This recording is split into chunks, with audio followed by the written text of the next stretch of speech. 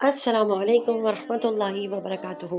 شرح اسماء النبی صلی اللہ علیہ وآلہ وسلم، اور جو نام ہے وہ سیدنا احمد صلی اللہ علیہ وسلم کے حیران کن معنی، روحانی حقیقت اور اصل مفہوم۔ احمد کے معنی ہے بے انتہا اور بے گمان حمد کرنے والا۔ محمد کی طرح یہ نام بھی آپ صلی اللہ علیہ وسلم کا ذاتی نام ہے۔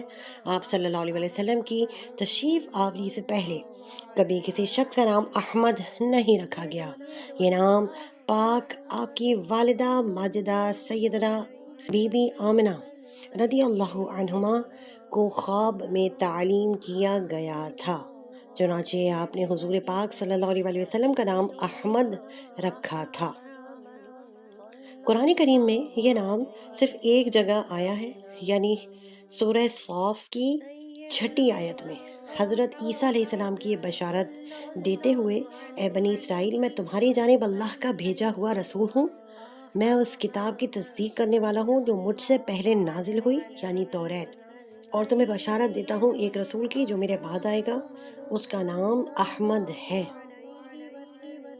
انجیل میں رسول اللہ صلی اللہ علیہ وسلم کا نام فارقلیت ان معنوں میں آیا ہے: اے بنی اسرائیل، میں تمہارے پاس اللہ تعالیٰ کی جانب سے بھیجا گیا ہوں، تصدیق کرنے والا اس کتاب کی جو مجھ سے پہلے آئی ہے، یعنی توریت، اور خوشخبری سنانے والا ایک رسول کی جو آئے گا میرے بعد، اس کا نام احمد ہے۔